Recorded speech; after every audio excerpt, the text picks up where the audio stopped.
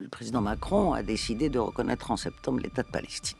Mais il y a eu les fameuses photos, il y a quelques jours, des deux otages présentés par le Hamas. Or, tous les dirigeants occidentaux, à commencer par M. Macron, M. Macron a dit que c'était quelque chose d'abject. Il n'a jamais prononcé le mot d'abject pour qualifier ce que sont en train de subir les Gazaouis.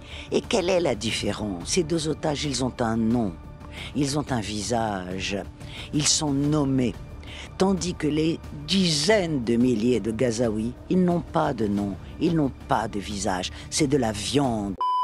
Sophie Bessis détruit Macron en direct. L'historienne Sophie Bessis était invitée sur le plateau de France Culture afin de démonter le mythe de la civilisation judéo-chrétienne. Mais surtout, elle a mis les mots là où les dirigeants occidentaux refusent de les poser. Les Gazaouis sont massacrés sous les bombes dans l'indifférence totale. Alors que Macron et l'Europe s'indignent devant les photos de deux otages israéliens, personne ne prononce un mot d'horreur pour les milliers d'enfants palestiniens affamés et déchiquetés à Gaza. Pour Sophie Bessis, ce silence n'est pas un hasard. Il cache 2 millénaires d'antisémitisme européen recyclé en soutien aveugle à Israël, présenté comme une guerre de civilisation. Comme vous allez le voir, elle pulvérise le récit officiel en direct et prend clairement la défense de Gaza face aux mensonges d'État. Dans quelle mesure cette imposture, d'après vous, est-elle une clé pour expliquer le comportement de la plupart des pays occidentaux qui aujourd'hui refusent de rompre avec Israël ?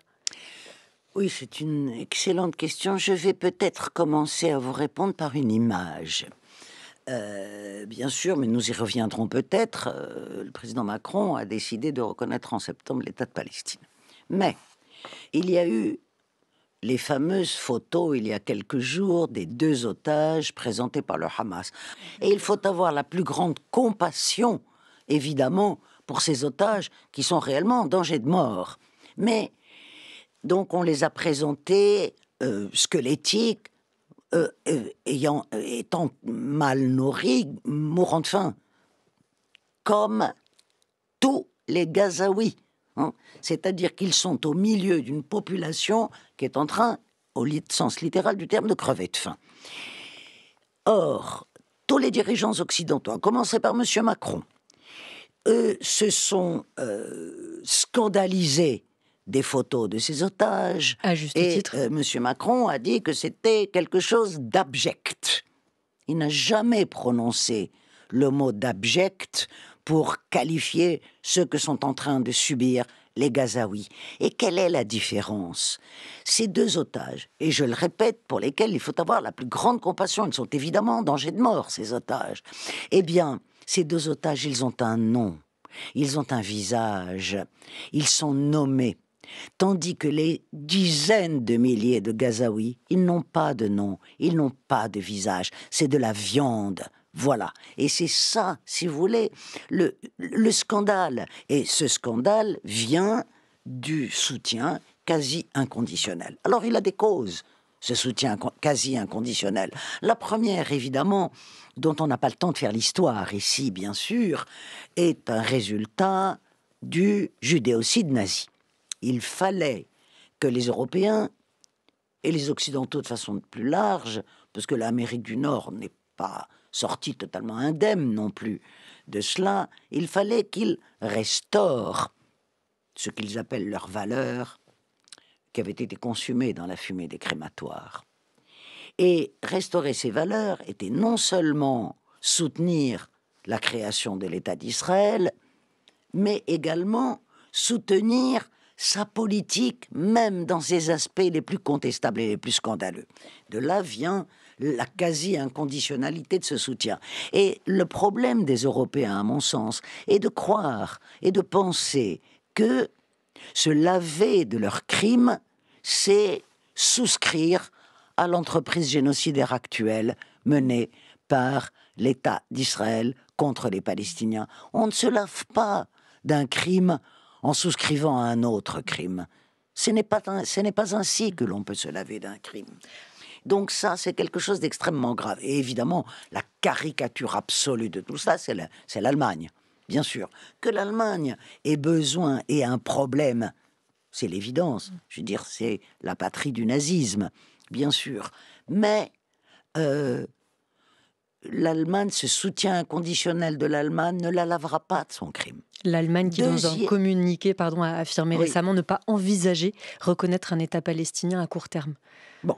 Or, je rappelle, parce que c'est quelque chose que l'on ne dit jamais, que la résolution de l'ONU de 1947, qui sert de base à la création de l'État d'Israël, cette résolution de l'ONU propose la création de 2 États, l'État d'Israël et l'État de Palestine.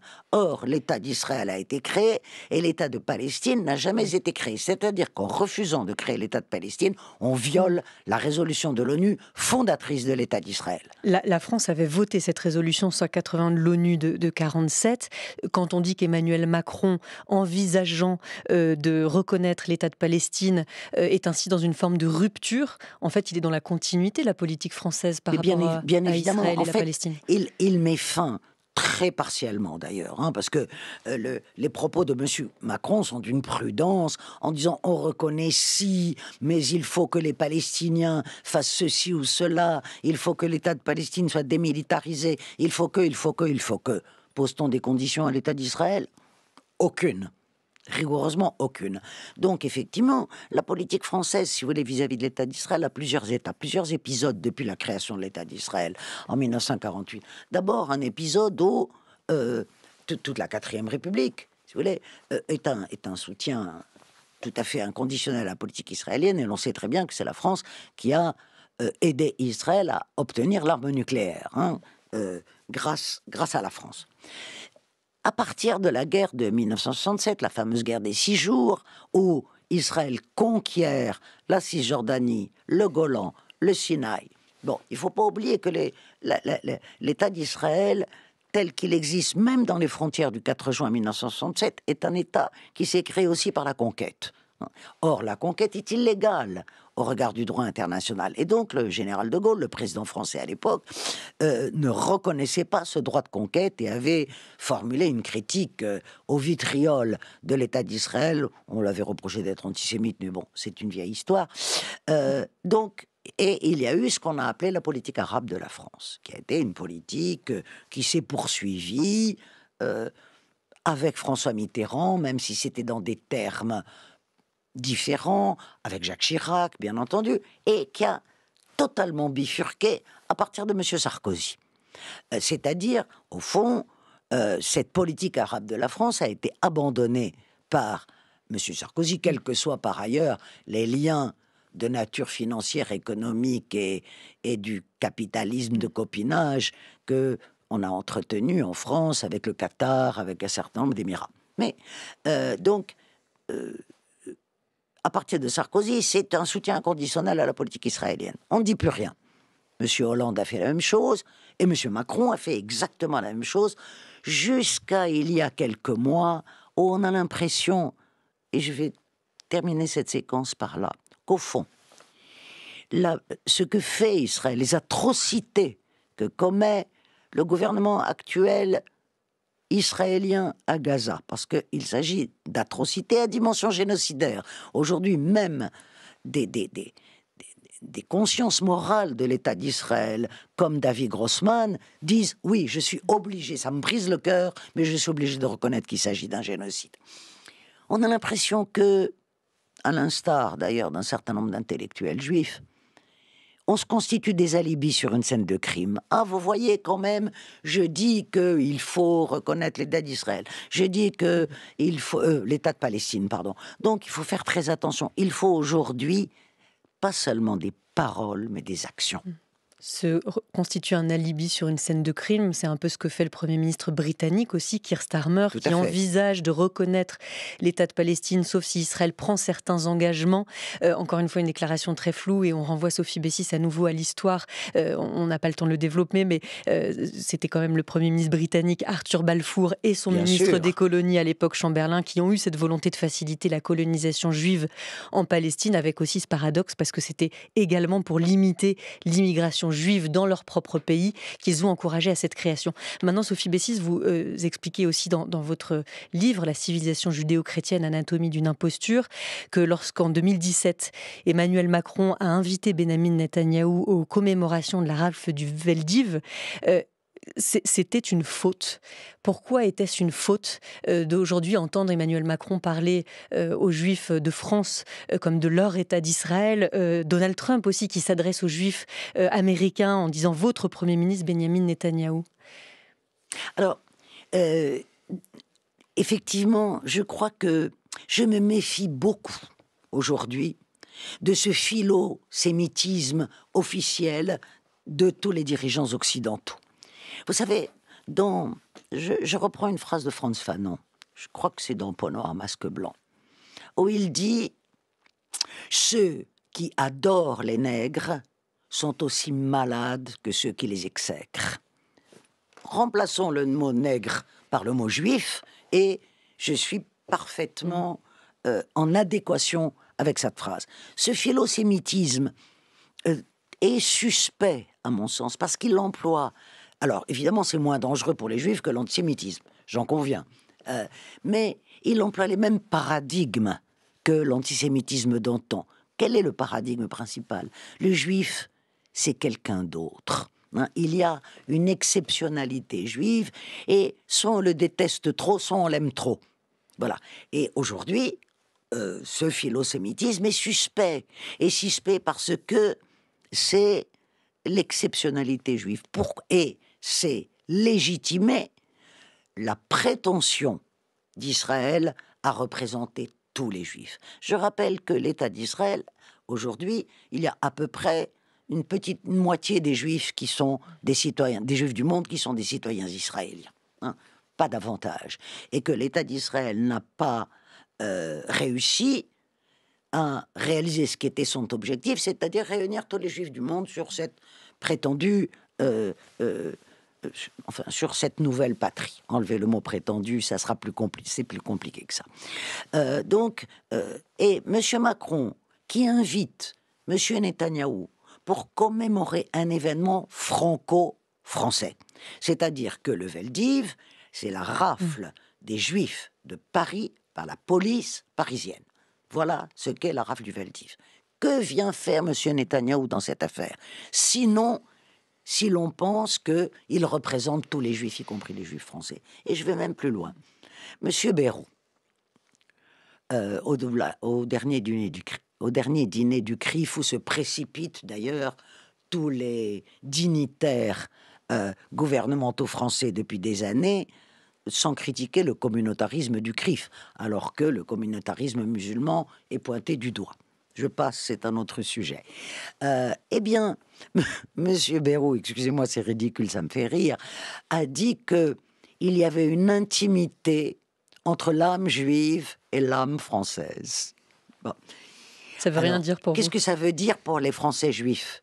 Qu'ils ont deux âmes, ils auraient une âme juive d'un côté, une âme française de l'autre, que l'âme juive et l'âme française sont différentes. Vous voyez le niveau de ridicule, d'absurdité auquel on peut arriver aujourd'hui. Et donc c'est très dangereux ce philosémitisme, parce que il singularise les Juifs. Et moi je parle dans mon essai, au fond, d'un droit à l'indifférence. Vous disiez tout à l'heure, que vient faire Benyamin Netanyahou à une commémoration de la rafle du Veldiv? Alors il y a été invité par Emmanuel Macron. Autre question dans le genre, que vient faire Abraham dans les accords d'Abraham? Alors les accords d'Abraham. Bon, alors évidemment, ces fameux monothéismes, les trois monothéismes, c'est ce qu'on les appelle les monothéismes abrahamiques. Donc effectivement, bon, si on suppose qu'Abraham, lequel d'ailleurs vient du Haran, c'est-à-dire en gros de la frontière de l'Irak, n'oublions pas, vers la... Aujourd'hui, judéo-chrétien est occidental, mais enfin, les fondateurs du judaïsme, Abraham serait irakien, et Moïse, c'est Moïse l'Égyptien, tout de même. Donc, si vous voulez, l'Occident est quand même assez loin de cette fondation, de cet acte fondateur. Mais, effectivement, donc, supposons qu'il s'agit de trois monothéismes abrahamiques.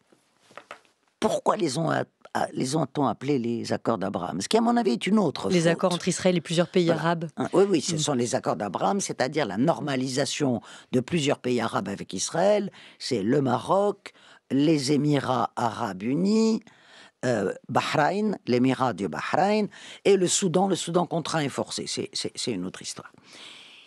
Cela, une fois de plus, déplace sur le plan religieux un conflit politique. Il y a aujourd'hui ce qu'on appelle, ce qui à mon avis est une mauvaise appellation, le conflit israélo-palestinien, c'est-à-dire qu'il convient, c'est un conflit, non, c'est malheureusement une entreprise coloniale, et aujourd'hui la conquête de la Palestine par Israël est en train de s'achever. Vous avez vu que l'annexion de la Cisjordanie est imminente, et celle de Gaza est préconisée par les ministres néo-nazis que sont, et j'emploie le terme, je le mesure. On imagine bien que vous pesez vos mots, Sophie Bessis. Quand on regarde le discours, on ne peut les appeler que de cette manière-là. L'annexion de Gaza également. Donc, cette conquête est terminée. Pourquoi faire venir Kaaferis, Abraham dans cette histoire? Donc, c'est une fois de plus déplacer un conflit politique sur un plan religieux. Et déplacer un conflit politique sur un plan religieux, ça s'appelle noyer le poisson. Déplacer le conflit politique sur un plan religieux, Israël n'a pas l'apanage de cette méthode-là. Dans les pays, certains pays arabes aussi, en tout cas de part et d'autre, les discours religieux cartonnent, entre guillemets. Aujourd'hui, vous dites, Sophie Bessis, que les juifs intégristes en Israël, en Cisjordanie, brandissent la Bible comme si c'était un code foncier. Quel rôle est celui de l'historien, de l'historienne que vous êtes? Quel rôle vous donnez aujourd'hui dans cette période critique? Quel rôle vous donnez de l'historienne? Ouais. Non, moi je crois que les historiens... alors évidemment, il y a plusieurs types d'historiens. Il y a eu dans l'histoire des historiens organiques des régimes, par exemple. Si je prends l'histoire de France, des historiens organiques de l'entreprise coloniale, par exemple. Il peut y avoir des historiens organiques de l'histoire, que je vous le disais tout à l'heure à l'entrée de cet entretien, et la discipline la plus idéologisée des sciences humaines.